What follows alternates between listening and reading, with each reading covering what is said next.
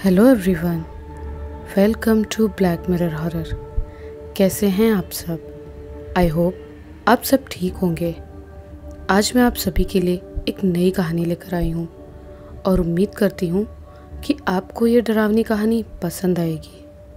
कहानी पसंद आए तो इस वीडियो को लाइक और चैनल को सब्सक्राइब ज़रूर कीजिएगा। तो चलिए बढ़ते हैं हमारी आज की कहानी की ओर। मम्मी, इस दिवाली मुझे नए कपड़े और ढेर सारे पटाखे भी चाहिए। आपने पिछले साल कुछ भी नहीं लिया था। 10 साल का राहुल अपनी माँ रेखा से बड़ी मासूमियत से बोला। हाँ बेटा, बिल्कुल, इस बार दिवाली में मैं तुझे वो सब दिलाऊंगी जो तुझे चाहिए। रेखा ने भी उतने ही प्यार से उसे जवाब दिया और कमरे में रखे अस्त व्यस्त सामान को व्यवस्थित रखने लगी। रेखा गवर्नमेंट टीचर थी और उसका ट्रांसफ़र सतना जिले के एक छोटे से गांव के स्कूल में हुआ था। वो एक दिन पहले ही अपने बेटे के साथ वहां पहुंची थी और वहां किराए से एक घर लिया था। राहुल अपनी मम्मी से दिवाली में नए कपड़े लेने के लिए इसलिए कह रहा था क्योंकि 1 साल पहले दिवाली से ठीक 1 महीने पहले ही रेखा के पति सुरेश ने आत्महत्या कर ली थी, जिस वजह से खुशियों का त्यौहार मातम में बदल गया था। सुरेश की आत्महत्या करने के बाद राहुल की जिम्मेदारी रेखा के सर पर ही आ गई थी, क्योंकि उसके ससुराल वालों ने तो उसे मरे बराबर ही समझ लिया था। वो उससे रिश्ता तोड़ चुके थे क्योंकि वो सुरेश की मौत का जिम्मेदार उसे ही मानते थे। सुरेश ने आत्महत्या क्यों की थी, उसकी वजह कोई भी नहीं जानता था। शायद रेखा जानती थी, लेकिन वो भी पूरे यकीन से कुछ नहीं कह सकती थी। रेखा ने जो घर किराए से लिया था वो बहुत ही बड़ा था और पुराना भी, जिसमें 12 कमरे बने हुए थे। वो घर नहीं बल्कि एक हवेली थी। हवेली के मालिक रामदयाल ने रेखा को हवेली के सभी कमरे इस्तेमाल करने की इजाज़त दे दी थी, लेकिन हवेली के 2 कमरे ऐसे थे जिसके दरवाजे के पास तक जाने से उसने उसे मना कर दिया था। रेखा जब गांव आई थी और घर के अंदर सामान रख रही थी, उसी घर के सामने रहने वाले एक बुजुर्ग उससे बोले, बेटी, तू कहाँ फंस रही है? मेरी बात मान तो इस घर से दूर रह, नहीं तो बहुत पछताएगी। रेखा ने उस बुजुर्ग की बात सुनी नहीं। रेखा ने समझा वो कोई सन की बूढ़ा होगा और उसकी बात को नज़रअंदाज कर दिया था, लेकिन उसे ये समझ में नहीं आ रहा था कि आखिर रामदयाल ने हवेली के सिर्फ 2 कमरों को छोड़कर सभी कमरे इस्तेमाल करने की इजाज़त क्यों दी। उन 2 कमरों में ऐसा क्या है जो वो उससे छुपा रहा है। लेकिन उसने उसे कुछ नहीं कहा और ना ही पूछा। वो उस बुजुर्ग की बात तो भूल ही गई थी। रेखा अपने साथ जो सामान लाई थी उसे जल्दी ही व्यवस्थित रखा और खाना बनाने लगी। सामान था ही क्या, 2 सूटकेस, कुछ बर्तन, गैस टंकी, चूल्हा, रज़ाई, गद्दे, बस। खाना बनाते हुए रात के 10 बज चुके थे। तभी राहुल रेखा के पास आया और बोला, मम्मी, पापा कहाँ गए हैं? राहुल की बात का रेखा के पास कोई जवाब नहीं था। उल्टा उसकी बातों से उसकी आंखों में आंसू आ गए। बताओ ना मम्मी, पापा कहाँ हैं? बहुत देर हो गई, वापस नहीं आए। वो घर कब आएंगे? राहुल ने बहुत दिनों बाद अपने पापा को याद किया था। उसकी बातों से रेखा अंदर ही अंदर रो रही थी, लेकिन उसने अपने आप को संभाले रखा था क्योंकि उस वक्त उसे और राहुल को संभालने वाला कोई भी नहीं था। बेटा, वो हमसे बहुत दूर चले गए हैं, अब वो कभी लौट कर नहीं आएंगे, रेखा बोली। राहुल कुछ बोलने ही वाला था कि रेखा ने उसे डांट कर चुप करवा दिया और खाना बनाने लगी। राहुल की बातों की वजह से रेखा सुरेश की यादों में खो गई थी, जिस वजह से उसने ध्यान ही नहीं दिया कि राहुल क्या कर रहा है। रेखा की डांट से दुखी होकर राहुल कमरे में जाकर लेट गया। खाना बन जाने के बाद रेखा राहुल के कमरे में गई ताकि वो उसे खाना खिला सके, लेकिन उसने वहाँ जो सुना और देखा उससे उसका दिल बैठ गया। राहुल के कमरे का दरवाज़ा खुला हुआ था। रेखा जैसे ही कमरे के अंदर गई तो उसने देखा कि राहुल बिस्तर में बैठा हुआ किसी से बातें कर रहा है, लेकिन कमरे में उसके अलावा कोई भी नहीं था। रेखा को कमरे में आते हुए राहुल ने देख लिया था। उसने उसे देखते ही कहा, मम्मी देखो पापा आ गए। जैसे ही राहुल ने उससे ये कहा, वो चौंक गई और उसका दिल सिहर गया। उसकी समझ में कुछ भी नहीं आ रहा था कि वो उसकी बात का क्या जवाब दे। वो उससे कुछ बोल पाती उससे पहले ही राहुल फिर बोल पड़ा, मम्मी पापा आपसे बहुत गुस्सा है, आप यहाँ रहने क्यों आई हैं? वो देखो पापा यहाँ से जा रहे हैं। इतना बोलकर राहुल भागता हुआ कमरे से बाहर चला गया। ये पहली बार नहीं था जब राहुल इस तरह की बातें कर रहा था, बल्कि जब से उसके पिता सुरेश की मौत हुई थी तभी से राहुल इस तरह की बातें करने लगा था। पहले रेखा सोचती थी कि राहुल को उसके पिता की मौत का सदमा लगा है, इसीलिए वो इस तरह की बातें कर रहा है, जिस वजह से वो उसे ज़्यादा कुछ नहीं बोलती थी और ना ही उसकी बातों को गंभीरता से लेती थी। लेकिन पिछले कुछ दिनों से जिस तरह की बातें वो करने लगा था वो रेखा को बहुत डरा रही थी। रेखा ने एक दो बार राहुल को समझाने की कोशिश भी की। उसके पिता की मौत हो चुकी है, अब वो इस दुनिया में नहीं है, लेकिन वो छोटा बच्चा था जिस वजह से वो उससे खुलकर बात नहीं कर पाती थी। रेखा ने जानबूझकर अपना ट्रांसफ़र यहाँ करवा लिया था क्योंकि उसे लगता था कि अगर राहुल घर से दूर रहेगा तो वो अपने पापा की यादों को भुला सकेगा और इस तरह की बातें नहीं करेगा। लेकिन अभी अभी जो राहुल ने बातें की उनसे रेखा बहुत ही ज़्यादा घबरा और डर गई थी। उस रात की घटना के बाद रेखा डर के साए में जीने लगी थी क्योंकि वो वहाँ पर बिल्कुल अकेली थी। घर पर तो उसका पूरा परिवार था जो उसका न सही लेकिन उसके बेटे का ख्याल रखता था, लेकिन यहाँ कोई भी नहीं था। उस रात की घटना के बाद रेखा एक पल के लिए राहुल को अकेला नहीं छोड़ती थी। वो उसी के साथ स्कूल जाता और उसी के साथ घर वापस आता था। रेखा अपने बेटे के लिए किस कदर डरी हुई थी उसका अंदाज़ा आप इसी बात से लगा सकते हैं कि वो उसे अकेले घर के बाहर तक नहीं निकलने देती थी, जिस वजह से राहुल का कोई भी दोस्त नहीं था। वो हमेशा अकेला रहता था। उस रात की घटना के बाद 10 दिन बीत गए थे और राहुल ने अपने पिता के बारे में कोई भी बात नहीं की थी। लेकिन 11वीं रात जब रेखा खाना बना रही थी और राहुल अपने कमरे में बैठा पढ़ाई कर रहा था, उस वक्त रेखा का पूरा ध्यान खाना बनाने पर था। तभी उसे राहुल के कमरे से उसके हंसने की आवाज़ सुनाई दी। उसकी हंसी सुनकर रेखा का मन हल्का हो गया क्योंकि जब से वो यहाँ आई थी तब से पहली बार राहुल हंसा था। राहुल की हंसी सुनकर रेखा के होठों पर मुस्कान आ गई, लेकिन तभी अचानक राहुल गुस्से से चिल्लाया, तुम बहुत बुरी हो, मैं तुमसे बात नहीं करूँगा, अब चली जाओ यहाँ से। राहुल की बात सुनकर रेखा बहुत घबरा गई और भागकर उसके पास गई और वहाँ जाकर उसने देखा कि राहुल की किताबों के फटे हुए पन्ने पूरे कमरे में बिखरे हुए हैं, जिन्हें देखकर उसकी घबराहट गुस्से में बदल गई। ये तूने क्या किया राहुल? रेखा ने गुस्से से पूछा।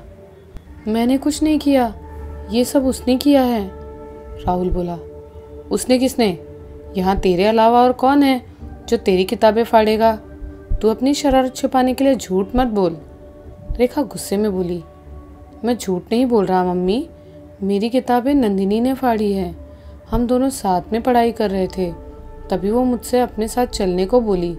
मैंने उसके साथ जाने से मना कर दिया तो उसने गुस्से में मेरी किताबें फाड़ दी, राहुल ने जवाब दिया। कहाँ है नंदिनी? मुझे तो कहीं भी दिखाई नहीं दे रही। देख, तू अपनी शरारत छुपाने के लिए झूठ मत बोल, रेखा चारों तरफ देखते हुए बोली। आप जैसे ही आए वो डर कर यहाँ से चली गई, राहुल बोला। रेखा जानती थी कि घर में उसके और राहुल के अलावा कोई और नहीं है, इसीलिए उसे राहुल की बातों पर भरोसा नहीं हो रहा था। वो समझ रही थी कि राहुल अपने आप को बचाने के लिए झूठ बोल रहा है, फिर भी उस समय वो राहुल से कुछ भी नहीं बोली और उसे अपने साथ खाना खिलाने के लिए ले गई। उसी रात लगभग 2 बजे अचानक रेखा की नींद खुली तो उसने देखा कि राहुल कमरे में नहीं है। वो जल्दी ही बिस्तर से उठकर कमरे से बाहर गई और राहुल को ढूंढने लगी। उसने किचन, छत और घर के बाकी कमरों में भी उसे ढूंढा, लेकिन वो कहीं भी नहीं मिला। वो लगातार राहुल को आवाज़ भी लगा रही थी, लेकिन उसने उसकी बात का जवाब नहीं दिया। राहुल के इस तरह कहीं चले जाने से रेखा बहुत ही ज़्यादा परेशान हो गई थी और डर भी गई थी। घर पर राहुल को ना पाकर रेखा उसे घर के बाहर ढूंढने का फैसला करती है, लेकिन जैसे उसने देखा कि घर का मुख्य दरवाज़ा अंदर से बंद है तो उसे यकीन हो गया कि राहुल घर के अंदर ही है। वो बाहर नहीं गया, जिस वजह से उसकी घबराहट और बढ़ गई, क्योंकि वो घर के सभी उन 10 कमरों में ढूंढ चुकी थी जिन्हें इस्तेमाल करने की इजाज़त घर के मालिक ने उसे दी थी। वो सिर्फ उन 2 कमरों में नहीं गई थी जहाँ जाने से उसे मना किया गया था, और वैसे भी उन दोनों कमरों के दरवाज़ों पर बड़े बड़े ताले लटक रहे थे। घर का मुख्य दरवाज़ा अंदर से बंद देखकर रेखा समझ गई कि राहुल घर से बाहर नहीं गया है, वो घर के अंदर ही कहीं है। लेकिन उसे ये समझ नहीं आ रहा था कि वो आखिर गया कहाँ होगा, क्योंकि वो पूरे घर में तो उसे ढूंढ चुकी थी।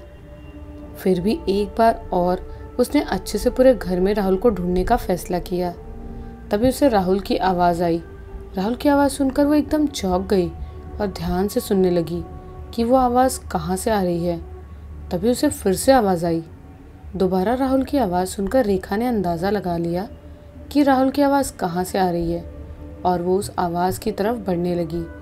लेकिन जैसे उसे समझ आया कि उसकी आवाज़ उन कमरों की तरफ से आ रही है जिनके दरवाज़ों पर हमेशा ताला लटका रहता है और उनकी चाबियां मकान मालिक के पास ही रहती हैं, तो वो थोड़ा हैरान और परेशान हो गई, क्योंकि थोड़ी देर पहले जब वो राहुल को घर में ढूंढ रही थी तो वो उन दोनों ही कमरों के पास से गुजरी थी और उनके दरवाज़ों पर ताला लगा हुआ था, और वहाँ कोई ऐसे छुपने लायक जगह भी नहीं थी जहाँ राहुल छुप सके। ऐसा डरते हुए रेखा देखने लगी, लेकिन फिर से वो जल्दी जल्दी कमरे की तरफ बढ़ रही थी। जैसे जैसे वो उस कमरे के पास पहुंच रही थी, वैसे वैसे राहुल की आवाज़ और तेज़ हो रही थी।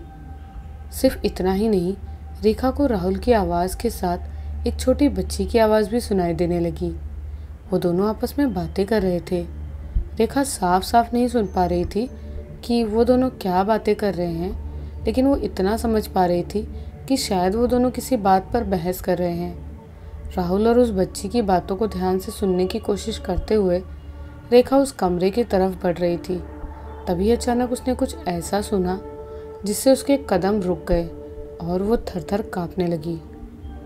चुप करो तुम दोनों, राहुल यहीं रहेगा हमारे साथ, वो कहीं नहीं जाएगा।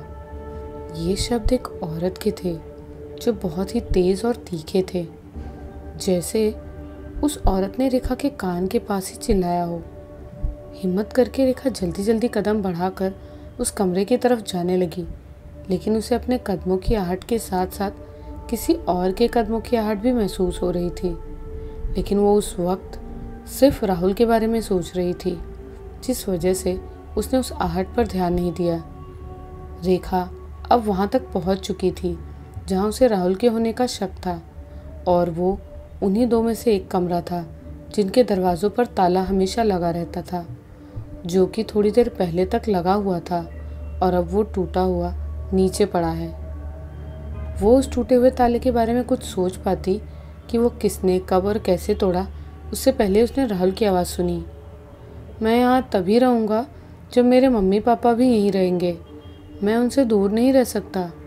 ये सुनकर वो बहुत ज़्यादा डर गई और उसने जल्दी से दरवाज़ा खोल कमरे के अंदर जाने की कोशिश की, लेकिन दरवाज़ा नहीं खुला क्योंकि वो अंदर से बंद था। जिसके बाद वो दरवाज़ा खटखटाने लगी और राहुल को आवाज़ देने लगी। राहुल बेटा, तू अंदर है? दरवाज़ा खोल। रेखा ने राहुल को बार बार आवाज़ दी, लेकिन उसने उसकी बात का कोई जवाब नहीं दिया और ना ही कमरे के अंदर से उस बच्ची या औरत की आवाज़ सुनाई दी। वो सन्नाटा रेखा के लिए दिल दहला देने वाला था। उस सन्नाटे में सुनाई दे रही थी तो सिर्फ और सिर्फ रात के काले अंधेरे में बोलने वाले कीट पतंगों की आवाज़ें, जो इतनी तीखी थी कि मानो वो सभी रेखा के कान के पास ही बोल रहे हो। डरी और घबराई रेखा वहीं दरवाजे से टिककर बैठ गई और रोने लगी। कुछ देर बाद हिम्मत करके फिर से उसने राहुल को आवाज़ लगाई, लेकिन एक बार फिर वो सन्नाटा छाया रहा। डर के मारे उसका दिल बैठा जा रहा था और वो पागलों के जैसे दरवाज़ा पीटने लगी। रेखा जब दरवाज़ा पीट रही थी तभी उसे कमरे के अंदर से उसी छोटी बच्ची की हंसने की आवाज़ सुनाई दी जो उसने थोड़ी देर पहले सुनी थी। बच्ची की हंसने की आवाज़ के साथ साथ उसे राहुल के रोने की आवाज़ भी सुनाई दी। राहुल बेटा दरवाज़ा खोल, तेरी मम्मी तेरे लिए बहुत परेशान हो रही है, रेखा इस बार प्यार से बोली। ये बोलते हुए वो दरवाज़ा खोलने की भी कोशिश कर रही थी। तभी अचानक दरवाज़ा खुला और वो झटके से कमरे के अंदर चली गई। वहाँ उसने देखा कि राहुल कमरे के कोने में बैठा रो रहा था। वो तुरंत उसके पास गई और उसे अपने सीने से लगा लिया। डर मत बेटा, तेरी मम्मी तेरे पास आ गई ना अब, रेखा उसके आंसू पोंछते हुए बोली। कौन है तू? राहुल गुस्से से बोला। उसकी बात सुनकर रेखा एकदम सन्न रह गई। वो कुछ बोल पाती उससे पहले ही वो फिर बोला, तू मेरी माँ नहीं है, वो है मेरी माँ। इतना बोलकर राहुल रेखा के पास से भागता हुआ दरवाजे के पास जाकर खड़ा हो गया। इस बार राहुल की आवाज़ पूरी तरह बदली हुई थी। उसकी आवाज़ उसी लड़की की तरह थी जिसकी आवाज़ रेखा ने थोड़ी देर पहले सुनी थी। रेखा उसे पकड़ पाती उससे पहले ही वो वहाँ से भाग गया और घर के बाहर जाकर खड़ा हो गया। वो पहली बार था जब राहुल ने ऐसा कुछ किया था, जिस वजह से रेखा राहुल की उस तरह की हरकतें देख ये नहीं समझ पा रही थी कि वो ऐसा क्यों कर रहा है और उसके साथ क्या हो रहा है। वो राहुल की वजह से बहुत ज़्यादा घबराई हुई थी, जिस वजह से उसका दिमाग काम नहीं कर रहा था, क्योंकि उस समय वहाँ बहुत कुछ वैसा हो रहा था जो उसके साथ पहले कभी नहीं हुआ था। रेखा राहुल को घर के अंदर चलने के लिए मना कर थक गई थी, लेकिन वो उसकी बात मानने को तैयार ही नहीं था। वो बार बार सिर्फ एक ही बात कह रहा था, तुम मेरी माँ नहीं हो, तुम मेरी माँ नहीं हो। उस वक्त रात के 3 बज चुके थे। फिर उन दोनों की बातों से उनके घर के सामने वाले एक बुजुर्ग की नींद खुल गई थी और वो घर से बाहर निकले और सारा माजरा समझ गए। जिसके बाद वो अपने घर से एक नींबू लेकर आए और बिना देर किए राहुल के सिर से 7 बार घुमाकर उसे काटकर फेंक दिया। उनके ऐसा करने के बाद राहुल एकदम शांत हो गया। बाबा, ये आपने क्या किया? रेखा ने हैरानी से पूछा। मेरा नाम सहाय है। तुम्हारा बेटा इस वक्त उसी रूह के चंगुल में था जिससे मैंने तुम्हें पहले आगाह किया था, लेकिन तुमने मेरी बात नहीं सुनी थी। मैंने उसे कुछ घंटों के लिए उससे मुक्त कर दिया है, लेकिन ज़्यादा देर तक नहीं कर पाऊँगा क्योंकि वो बहुत ही शक्तिशाली रूह है। सुबह होते ही तुम सबसे पहले इसकी किसी अच्छे तांत्रिक से झाड़ फूँक करवाना, नहीं तो तुम्हारा बेटा भी। वो अपनी बात पूरी करने से पहले ही खामोश हो गए। मैं गांव की गंवार औरत नहीं हूँ, बल्कि एक पढ़ी लिखी औरत हूँ। मुझे आप इस तरह फालतू की बातों में मत उलझाइए। मुझे अच्छी तरह से पता है कि अपने बेटे का इलाज किससे और कहाँ करवाना है। मैं इस तरह के अंधविश्वास में नहीं पड़ने वाली। और हाँ, आप इस तरह की बातें करके मुझे डरा नहीं सकते, रेखा ने जवाब दिया। ठीक है बेटी, जैसी तुम्हारी इच्छा। मेरा काम था तुम्हें आने वाली मुसीबत से आगाह करना, वो मैंने कर दिया। अब तुम जानो तुम्हें क्या करना है। इतना बोलकर सहाय जी अपने घर चले गए। रेखा भी राहुल को लेकर घर के अंदर चली गई, लेकिन रात भर वो सो नहीं सकी क्योंकि उसके दिमाग में उस औरत और बच्ची की आवाज़ ही गूंज रही थी। वो सिर्फ यही सोचती रही कि क्या सच में उसने वो आवाज़ें सुनी या फिर वो सब उसके मन का वहम था। अगले दिन रेखा राहुल को डॉक्टर के पास लेकर गई और उसका इलाज करवाया। रेखा ने राहुल के बारे में डॉक्टर को सब कुछ बताया। आप पहली बार राहुल को घर से दूर लाई हैं, तो हो सकता है इस नई जगह में आकर उसके दिमाग में बुरा असर हुआ हो। डॉक्टर ने इतना कहकर राहुल को दवाइयाँ दी। उस दिन राहुल ठीक रहा, न उसे गुस्सा आया और न ही किसी तरह की उलझुल बातें की उसने, जिस वजह से रेखा निश्चिंत हो गई। वो समझ रही थी कि ये सब डॉक्टर की दवाइयों का असर है। वो तो भूल ही गई थी कि रात में सहाय ने राहुल के साथ क्या किया था और उसके बाद आगे क्या करने को कहा था। उसी रात रेखा खाना बना रही थी और राहुल गर्मा गर्म खाना खा रहा था। रेखा रोटी नहीं बना पा रही थी और राहुल रोटी खा जाता था। रेखा को इस बात की हैरानी भी हो रही थी और साथ ही साथ खुशी भी, क्योंकि वो पहली बार था जब राहुल इस तरह से खाना खा रहा था। रेखा समझ रही थी कि राहुल बड़ा हो रहा है, इसीलिए इस तरह से खाना खा रहा है। राहुल जब 6 रोटियां खा गया और उसकी भूख नहीं मिटी, तब रेखा को कुछ गड़बड़ समझ आई, लेकिन वो कुछ नहीं बोली और उसे एक और रोटी दे दी। राहुल वो रोटी सिर्फ 2 निवाले बनाकर ही खा गया। ये देखकर रेखा हैरान हो गई, क्योंकि इससे पहले उसने कभी राहुल को रोटी के इतने बड़े निवाले बनाकर खाते नहीं देखा था। उससे पहले जब राहुल 6 रोटियां खा गया था, तब रेखा ने उसकी तरफ देखा ही नहीं था। अगर वो उसकी तरफ देख लेती तो वो पहले ही समझ जाती कि राहुल के साथ कुछ गड़बड़ है, क्योंकि वो पहली रोटी से ही इतने बड़े बड़े निवाले बनाकर खा रहा था। राहुल को इस तरह खाते देख रेखा हैरानी से उसकी तरफ देख रही थी। तू मुझे इस तरह क्या घूर रही है? तुझे दिखाई नहीं दे रहा क्या? मेरी थाली में रोटी नहीं है, मुझे भूख लगी है, जल्दी से मेरे लिए और रोटी बना। राहुल ने आंखें चढ़ाकर कड़क और गुस्से भरी आवाज में कहा। राहुल को इस तरीके से बात करता देख रेखा हैरानी से उसकी तरफ देखने लगी। क्या हुआ तुझे? सुनाई नहीं दिया क्या? राहुल फिर उसी तरीके से बोला। रेखा कुछ नहीं बोली और चुपचाप रोटी बनाने लगी। उस रात राहुल ने 10 रोटियां खाई और खाने के बाद उसी कमरे में चला गया जहां वो पिछली रात गया था। उस कमरे का ताला टूट चुका था। उस रात राहुल का व्यवहार पूरी तरह बदल गया था। वो एक औरत की तरह चल रहा था और हरकतें भी उसी की तरह ही कर रहा था। रेखा समझ रही थी कि दवाइयों का असर खत्म हो गया है, जिस वजह से राहुल इस तरह की हरकतें कर रहा है। रेखा ने उसे दवाई खिलाने की कोशिश भी की, लेकिन उसे क्या पता था कि राहुल उस वक्त किसी शैतानी रूह के वश में था। जैसे ही राहुल उस कमरे में गया, रेखा घबरा गई और उसे उस कमरे से बाहर लाने की कोशिश करने लगी, लेकिन वो नाकाम रही। रेखा को उस वक्त भूख लगी हुई थी और दूसरे काम भी करने थे, तो उसने सोचा कि अभी खाना खा लेती हूँ और वो काम कर लेती हूँ, तब तक शायद राहुल सो जाएगा, फिर उसे गोद में उठाकर अपने कमरे में सुला लूँगी। ये सोचकर वो काम करने लगी और जब वो काम करके वापस उस कमरे के पास गई जहाँ राहुल था, तो उसे उस कमरे से राहुल की आवाज़ के साथ साथ एक बार फिर उसी औरत और उसी छोटी बच्ची की आवाज़ सुनाई दी। रेखा वो आवाज़ें सुनकर बहुत ज़्यादा डर गई, क्योंकि उस कमरे में तो क्या पूरे घर में राहुल और उसके सिवाय कोई और नहीं था। पिछली रात की तरह भी उस रात भी वही सब हुआ। रेखा ने दरवाज़ा खोलने की कोशिश की, लेकिन दरवाज़ा नहीं खुला। थक हार कर रेखा ने राहुल को आवाज़ लगाई, लेकिन राहुल ने उसकी बात का कोई जवाब नहीं दिया। राहुल का जवाब न पाकर रेखा और डर गई। उसके समझ नहीं आ रहा था कि वो क्या करे, जिससे राहुल दरवाज़ा खोले और उसे पता चले कि उसके साथ कमरे में और कौन है। तभी कमरे के अंदर से राहुल की आवाज़ आई। यहाँ कोई राहुल नहीं है, यहाँ मैं और मेरी बेटी हैं। तू अपने बेटे को भूल जा, अब वो तुझे कभी नहीं मिलेगा।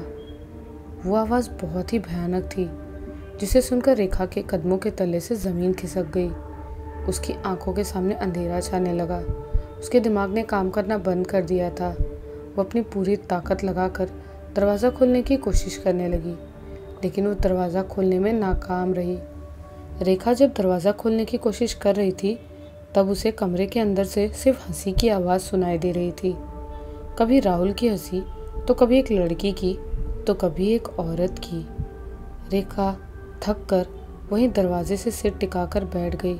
तभी उसे सहाय जी याद आए, जिन्होंने पिछली रात में राहुल को ठीक किया था।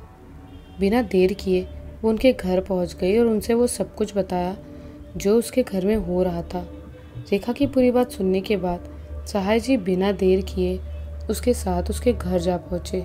वहाँ पहुंचकर उन्होंने भी दरवाज़ा खोलने की कोशिश की, लेकिन वो भी नाकाम रहे।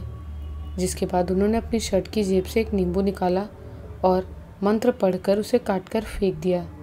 जिसके कुछ देर बाद राहुल दरवाज़ा खोलकर बाहर आ गया। बाहर आते ही वो बेहोश हो गया। सहाय जी थोड़ी बहुत तंत्र विद्या जानते थे। उन्होंने रेखा को बहुत डांटा, क्योंकि उसने उनकी बात नहीं मानी थी। वो जानते थे कि घर में बहुत ही शक्तिशाली रूह है और वो क्या कर सकती है, लेकिन उस रात वो खुलकर नहीं बता पाए थे, क्योंकि वो नहीं चाहते थे कि रात के वक्त रेखा घबरा जाए। लेकिन उन्होंने अपने मंत्रों की शक्ति से ऐसा कर दिया था कि रात में वो रूह रेखा और उसके बेटे राहुल से दूर रहे। लेकिन सुबह होने के बाद वो फिर से उन्हें परेशान करने लगी। सहाय जी की डांट सुनकर रेखा ने उनसे माफ़ी मांगी और सुबह होते ही किसी अच्छे तांत्रिक के पास जाकर राहुल की झाड़ फूँक करवाने का वादा किया। शायद पहले रेखा भूत प्रेत पर विश्वास नहीं करती थी, या फिर वो भरोसा न करने का नाटक कर रही थी, किसे पता। लेकिन जो पिछले कुछ दिनों से उसके बेटे के साथ हो रहा था, उस वजह से उसे यकीन करना पड़ा कि भूत प्रेत होते हैं। रेखा के पास भूत प्रेत पर यकीन करने की एक वजह और थी। वो वजह कुछ और नहीं बल्कि उन बुजुर्ग की बताई गई उस घर की बातें थी। सहाय ने रेखा से बताया कि कुछ साल पहले घर का मालिक रामदयाल अपने पूरे परिवार के साथ इसी घर में रहता था। उसके परिवार में उसकी पत्नी शांता, 2 बेटियां, बड़ी बेटी नंदिनी और छोटी बेटी तारा, और उसके पिता थे। वो अपनी पत्नी और बेटियों से बहुत प्यार करता था, लेकिन उसकी पत्नी के किसी गैर मर्द के साथ नाजायज संबंध थे, जिसका पता उसकी बड़ी बेटी को चल गया था। एक दिन जब रामदयाल काम के सिलसिले में घर से बाहर गया था और उसकी बेटियां भी घर पर नहीं थी, तब शांता ने अपने प्रेमी को घर पर बुलाया था। उसी वक्त नंदिनी घर पर आ गई और उसने उन दोनों को एक साथ देख लिया। बदनामी के डर से शांता ने अपने प्रेमी के साथ मिलकर नंदिनी का गला दबाकर मार दिया। नंदिनी को जान से मारकर शांता सोच रही थी कि उसकी करतूत का किसी को भी पता नहीं चलेगा, लेकिन सच्चाई ज़्यादा दिनों तक नहीं छुप सकती। एक दिन उसके प्रेमी ने शराब के नशे में रामदयाल से सब कुछ सच बता दिया, क्योंकि वो उसका दोस्त था। जैसे ही शांता को ये पता चला कि उसके पति को उसकी करनी का पता चल गया है, वैसे उसने डर के मारे खुदकुशी कर ली। वो उसी कमरे में मरी थी जहाँ जाने से रामदयाल ने रेखा को मना किया था। शांता रामदयाल को अच्छी तरह से जानती थी। वो बहुत गुस्से वाला आदमी था, जिस वजह से शांता को ये लगने लगा था कि गुस्से में वो उसे मार सकता है। शांता ने अपने पति की मार और बदनामी के डर से खुद की जान ले ली। नंदिनी और शांता की मौत के कुछ दिनों बाद रामदयाल भी गांव छोड़कर दूसरे गांव चला गया था। उसके घर छोड़कर जाने के बाद रेखा और राहुल ही वो पहले इंसान थे जो उनके घर में रहने आए थे। सहाय जब रेखा से शांता के बारे में बता रहे थे, तब राहुल मंद मंद मुस्कुरा रहा था। उसकी मुस्कान देखकर वो समझ गए थे कि वो राहुल नहीं है, बल्कि उसके ऊपर सवार रूह है। लेकिन उन्होंने उसके बारे में रेखा से कुछ भी नहीं बताया, सिर्फ उसे जल्द से जल्द वो घर छोड़ देने की सलाह दी और राहुल को किसी अच्छे तांत्रिक के पास ले जाने को कहा। रेखा उनकी बात मानते हुए बोली, जैसा आप कहो काका। उन्होंने भले ही रेखा को रामदयाल और उसके परिवार की बात बताई थी, लेकिन एक बात ऐसी थी जो वो छुपा रहे थे। उस रात तो जैसे तैसे राहुल को सहाय काका ने संभाल लिया, लेकिन अगली सुबह जो होने वाला था उसके बारे में रेखा ने शायद ही कभी सोचा था।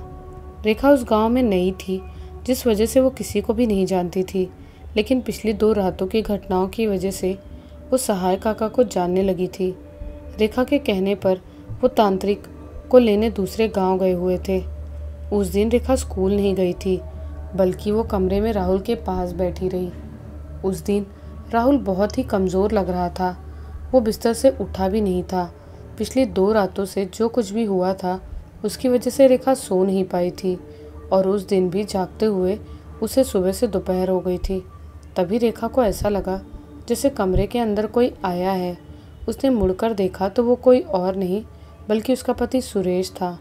पहले तो उसे अपनी आंखों पर यकीन नहीं हुआ। वो समझ रही थी कि उसे वहम हुआ है, लेकिन जैसे ही वो उसके पास आकर बैठा और राहुल के सिर पर हाथ फेरने लगा, उसे यकीन हो गया कि वो सुरेश ही है। आप इतने दिनों से कहाँ थे? घर क्यों नहीं आए? आपको हमारी याद नहीं आती थी क्या? रेखा ने पूछा। मैं तुम्हारे पास ही तो था, तुम ही मुझे नज़रअंदाज कर देती थी, उसने जवाब दिया। अब आ ही गए हो तो मैं आपको अब जाने नहीं दूंगी। आपके बिना मेरा और राहुल का क्या हाल है आपको नहीं पता, रेखा ने कहा। तुम फिक्र ना करो, इसीलिए तो मैं तुम्हें और राहुल को अपने साथ लेने आया हूँ। तुमने मेरे साथ जो किया है उसके लिए मैं तुम्हें कभी माफ़ नहीं कर सकता, बल्कि उसकी तो मैं तुम्हें वो सज़ा दूंगा जिसके बारे में तुमने सपने में भी नहीं सोचा होगा, सुरेश बोला। सुरेश का इतना कहना था कि उसका चेहरा बदलने लगा। वो भयानक और भयानक होता गया। उसके पूरे गले में गोल निशान पड़ने लगा। उसकी जुबान बाहर निकलने लगी और उसकी आंखें भी बाहर निकल आई। सुरेश का भयानक चेहरा देखकर रेखा की चीख निकल गई और वो उठकर बैठ गई। जिसके बाद उसने अपने आसपास देखा तो वहाँ कोई भी नहीं था। कितना भयानक सपना था, रेखा अपने आप से बोली। कहानी के इस भाग में बस इतना ही। सपने में सुरेश रेखा को धमकी क्यों दे रहा था और उसकी आत्महत्या की वजह क्या थी? क्या रामदयाल शांता की मौत के तुरंत बाद ही घर छोड़कर गया था? अगर हाँ, तो फिर उसने उन 2 कमरों को बंद क्यों किया था? और उसने रेखा से उन दोनों ही कमरों से दूर रहने को क्यों कहा था? और वो बुजुर्ग रेखा से क्या छुपा रहे थे?